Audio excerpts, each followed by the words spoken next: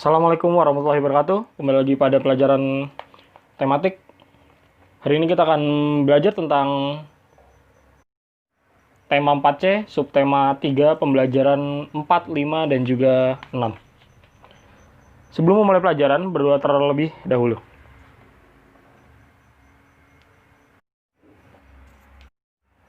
Seperti yang kita tahu bahwa makhluk hidup banyak sekali terdapat di lingkungan sekitar kita. Ada makhluk hidup yang tinggal di daratan dan juga ada di perairan. Sama seperti makhluk hidup yang ada di daratan, makhluk hidup yang ada di perairan juga harus kita jaga. Nah, makhluk hidup di perairan memberi banyak sekali manfaat bagi manusia. Kebutuhan makanan seperti ikan, kerang, dan juga udang itu diperoleh dari hasil laut.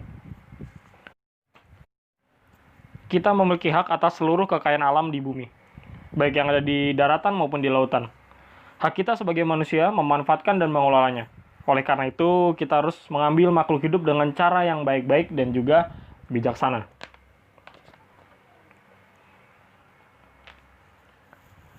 Jika kita mengambil makhluk hidup dengan cara tidak baik, tentu makhluk hidup akan cepat punah.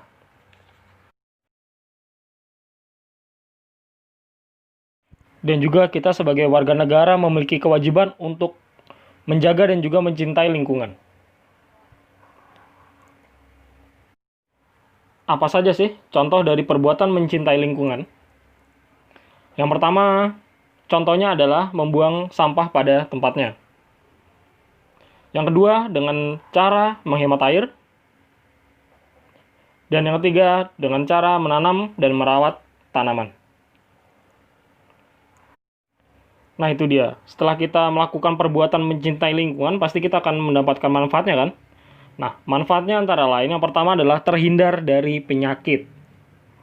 Nah, yang kedua adalah bebas dari polusi. Dan juga yang ketiga ada lingkungan akan menjadi lebih bersih. Nah, kalau itu kan tadi kan ada contoh dan juga manfaat dari mencintai lingkungan. Kemudian ada juga contoh perbuatan yang tidak mencintai lingkungan. Yang pertama adalah membakar hutan. Nah, ini jelas tidak mencintai lingkungan ya. Yang kedua kemudian boros air. Yang ketiga, membuang sampah sembarangan. Nah, itu dia merupakan contoh perbuatan tidak mencintai lingkungan. Nah, jika kita tidak mencintai lingkungan, maka kita akan mendapatkan kerugian ya yang pasti. Nah, kerugian yang pertama adalah rusaknya lingkungan. Yang kedua, menyebabkan pencemaran lingkungan.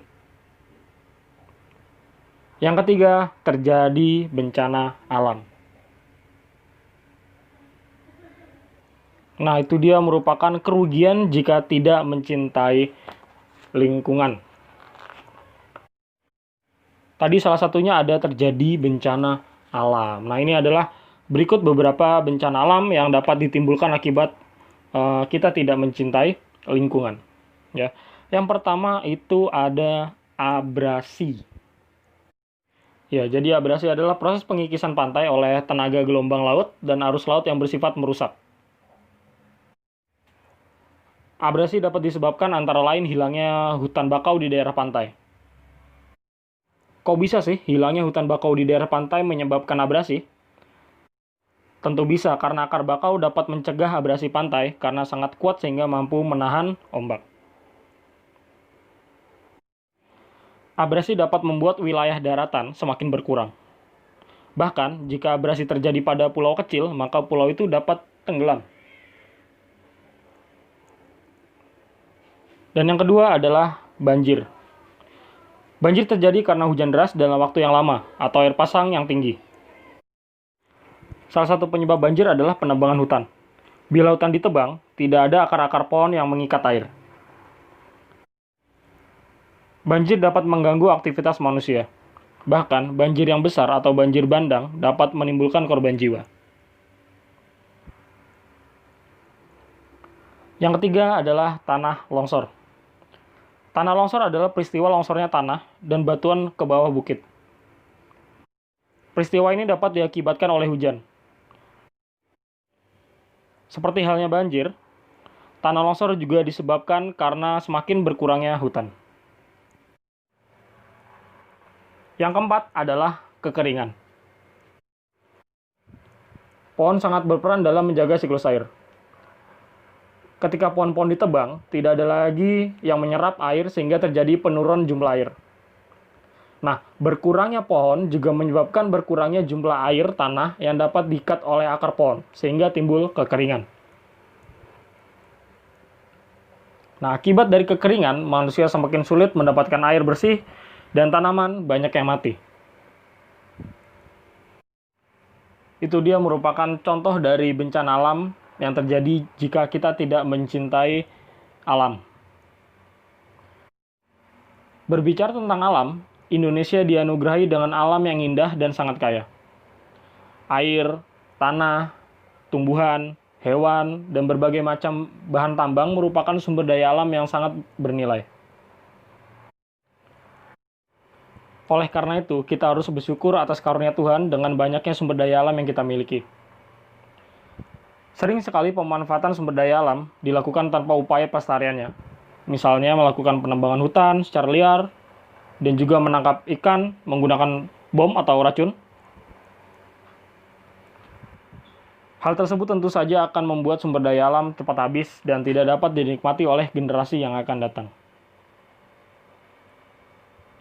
Namun, ada pula perilaku manusia yang memanfaatkan sumber daya alam secara bijak. Berikut ini adalah beberapa cara pengambilan sumber daya alam dengan tetap memperhatikan kelestarian lingkungan. Yang pertama adalah penanaman hutan kembali atau reboisasi. Yang kedua, penebangan pohon dengan sistem tebang pilih dan tebang tanam untuk mencegah penggundulan hutan. Yang ketiga, menjaga kesuburan tanah, antara lain dengan memberi pupuk, pembuatan sengkedan, dan penanaman dengan sistem tumpang sari. Keempat, mengambil ikan di sungai atau laut dengan cara yang dibenarkan, misalnya dengan pancing atau jaring-jaring.